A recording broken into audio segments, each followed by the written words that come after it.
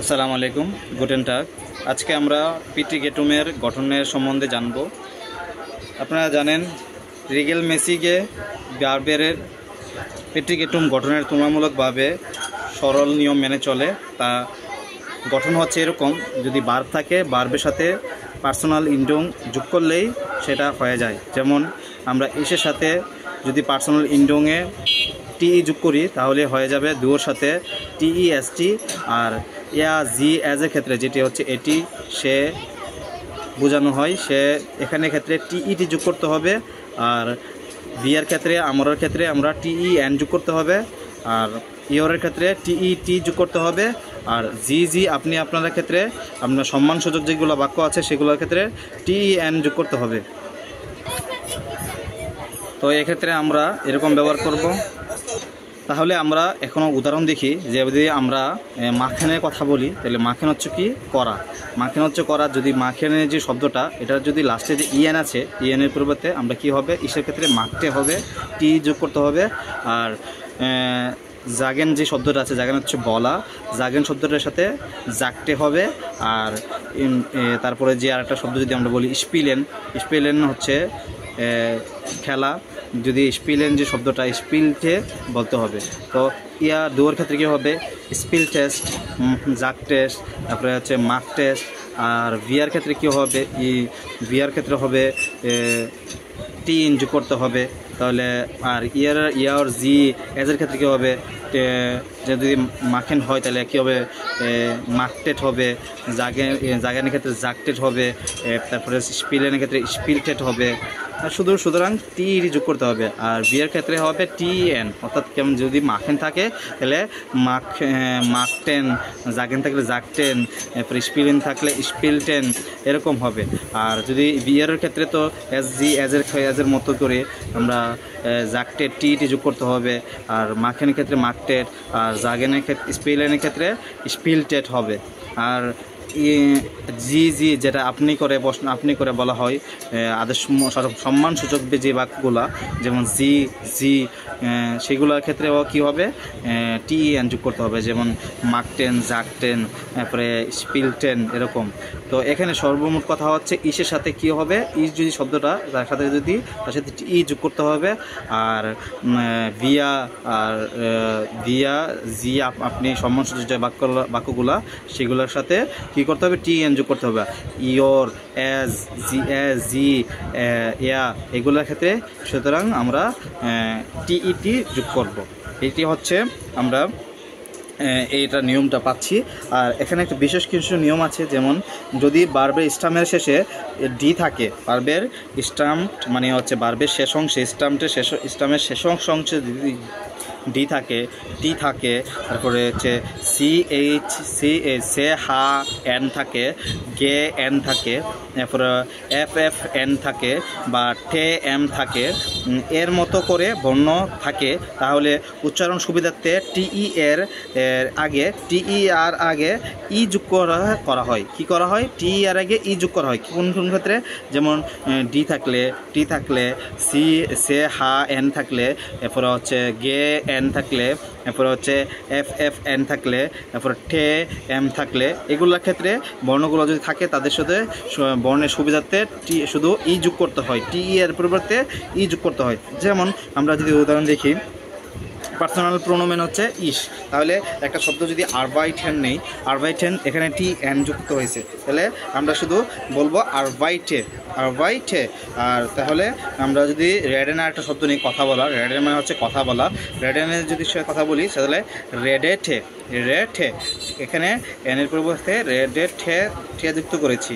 তাহলে আবার একটা শব্দ যদি নেই, ভিলডেন হচ্ছে গঠন করা, ভিলডেন হচ্ছে গঠন করা হলে ভিলডেঠে। আর ইন্ডংটা হচ্ছে কীরকম, ইটিই এরকম, ইটিই। আবার দোর ক্ষেত্রে কীরকম হবে, দোর ক্ষেত্রে তুই বা তুমির ক্ষেত্রে হবে যেমন ইটিইএসটি, এ মানে যদি জার্মান ভাষা বলি এ টে এ এস টে এরকম হবে। যেমন আরবাইট থাকলে আরবাইটেন যে শব্দটা কাজ করা, আরবাইট টেস্ট, রেডেন যে শব্দটা রেডে টেস্ট। এরপর হচ্ছে বিল্ডেন যে শব্দটা বিল্ডে টেস্ট, মানে ইটি বিল্ডে টেস্ট, এখানে এন যে শব্দটা থাকবে না, আর ইএসটি যোগ করতে হবে। এর ক্ষেত্রে কি হবে? আরবাইটেড হবে। এরপর হচ্ছে রেডেটেড হবে, এখানে ইটি যোগ করতে হবে, রেডেটেড। এরপরে বিল্ডেটেড এরকমভাবে শব্দগুলা যোগ করতে হবে। এখন আমরা যদি ভিয়ার ক্ষেত্রে কি হবে?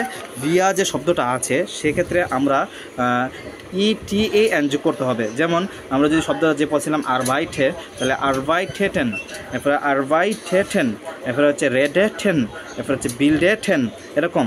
এরপরে ইয়ারের ক্ষেত্রে কী হবে? টিইটি যুক্ত হবে, আরবাইটেড, এরপরে রেডেটেড, বিল্ডেটেড এরকম ইটি। জি এর ক্ষেত্রে কী হবে? আরবাইটেন বা রেডেটেন বা বিল্ডেটেন। তারপর হচ্ছে ইটিএন যোগ করতে হবে। মোট কথা হচ্ছে ইসের সাথে শুধু টিই যোগ করতে হবে, আর দুয়ের সাথে টিএস যোগ করতে হবে, আর ভিয়া আর হচ্ছে কি জি আপনার ক্ষেত্রে এন মানে ইটিএন যুক্ত করতে হবে। আর এর জি এস ইয়র ক্ষেত্রে আমরা সহজেই টে যোগ করতে হবে। আবার এটা হচ্ছে রেসেল মেসিগের ভার্বের ক্ষেত্রে, তাহলে আমরা রেসেল মেসিগে ভার্বের ক্ষেত্রে পেট্রিকেটুম গঠনের সময় বাউল বা বুখাল পরিবর্তন করে, মানে বাউল বা বুখাল পরিবর্তন করে নির্দিষ্ট কোনো সাধারণ নিয়ম মেনে চলে না। এক্ষেত্রে নির্দিষ্ট কোনো নিয়ম মেনে চলে না, তাই এগুলোকে মুখস্থ করার চেষ্টা করতেই হবে। তাহলে আমরা কোনো টিইটি অংশ থাকে না, এখানে টিইটি কোনো অংশ থাকে না। ভার্বের যে গঠনটা সেটা এরকম হতে পারে: পরবর্তীত ভার্ব স্টাম্প হচ্ছে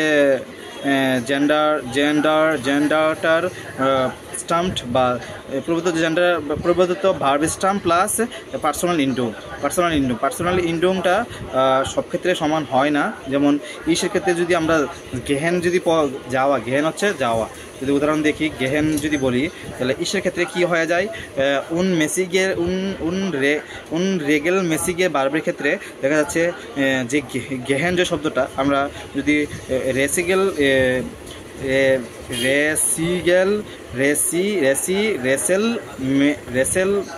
মেসিকে যে ভার্বের ক্ষেত্রে আমরা টি যোগ করেছি, এক্ষেত্রে আমরা এখানে গিং হয়ে যাবে। এখানে শব্দটা গেহেনেরটা কি হয়ে যায়? গিং হয়ে যায়, ইস গিং। এরপরে কমেনের ক্ষেত্রে কমেনের ক্ষেত্রে ইস খাম হয়ে যায়। এরপরে স্প্রাখেনের ক্ষেত্রে স্প্রাক হয়ে যায়। ইন্ডোংয়ের ক্ষেত্রে কোনো পরিবর্তন হয় না, শুধু ইন্ডোংয়ে কোনো পরিবর্তনের কোনো নির্দিষ্ট নিয়ম নেই। আবার দূর ক্ষেত্রে কী হবে? দূর ক্ষেত্রে দেখা গেছে কি আছে, এরকম শব্দটার সাথে এসটি যোগ করতে হয়, যে উপরে যে ইসের সাথে যে শব্দটা আছে সেটির সাথে এসটি যোগ করতে হয়। যেমন কি হয়? ইসের দূরের সাথে কি হয়? গিংস্ট, এরপরে গিংস্ট। এরপরে কামের যে শব্দটা কমেন যে আসা, কমেনটা হয় কি খামস্ট। স্প্রাখেন যে শব্দটা স্প্রাখের জায়গায় শব্দটায় স্প্রাক্সড হয়ে যায়। ঠিক একইভাবে জি এর ক্ষেত্রেও জিং কাম, এরপরে স্পাক এরকম হয়ে যায়। আর ভিয়ার ক্ষেত্রে আমরা দেখতে পাচ্ছি ইএন যুক্ত করতে হয়। ভিয়ার ক্ষেত্রে ইএন, জিঙ্গেন, এরপর হচ্ছে খামেন, এরপর হচ্ছে স্প্রাখেন এরকম। আর ইয়রের ক্ষেত্রে কি করতে হয়? কিছু টি যুক্ত করতে হয়। ইয়রের ক্ষেত্রে একটু টি যুক্ত করতে হয়। যেমন ইয়রের ক্ষেত্রে দেখা গেছে জিঙ্কড, এরপর হচ্ছে তারপরে স্পাক্ট এরকম। তারপরে জি জি আপনি যখন ব্যবহার করতে হয় তখন দেখা গেছে ইয়ান যোগ করতে হয় ভিয়ার মতো করে। তো এখানে কিছু কিছু ক্ষেত্রে আমরা ইন্ডুংয়ের মিল পেয়েছি, যেমন ইস ইয়া জি এর ক্ষেত্রে কি করতে হয়, ইস ইয়া জি এর ক্ষেত্রে কি করতে হয়, মুখস্থ করতে হয়। আর দুয়ের ক্ষেত্রে কি হয়, এস টি যুক্ত হয়। আর ইয়রের ক্ষেত্রে টি যোগ করতে হয়। ইয়রের ক্ষেত্রে কি হয়, টি যোগ করতে হয়। ভিয়া জি জির ক্ষেত্রে আমরা দেখতে পাচ্ছি ইএন যোগ করতে হয়। তাহলে ইস হচ্ছে আমি, পরিবর্তিত ভার্ব স্ট্যাম্পের সাথে কোনো অতিরিক্ত এন্ডং থাকে না, স্ট্রং থাকে না। দুয়ের ক্ষেত্রে ভার্বের সাথে এসটি যোগ করতে হয়। আর ইয়ার জি এর ক্ষেত্রেও ভার্বের কোনো ইন্ডং প্রত্যাশা করা থাকে না, এটি ইস ফর্মের মতোই হয়ে থাকে। আর ভিয়ার ক্ষেত্রে আমরা ভার্বের স্টামের সাথে ইএন যোগ করতে পারি। ইয়রের ক্ষেত্রে ঠিক পরিবর্তিত ভার্ব টি যোগ করতে হয়। আর ভিএ জি জি এর ক্ষেত্রে সম্মানসূচক যে বাক্য আছে সেগুলোর ক্ষেত্রেও আমরা ইএন যোগ করতে হয়। তাহলে এটি হচ্ছে আমরা এখানে পেলাম। আরও একটি শব্দ আছে মিশ্র ভার্ব। তো এখন আমরা আচ্ছা, আজকে ভিডিওটা এই পর্যন্তই থাকুক।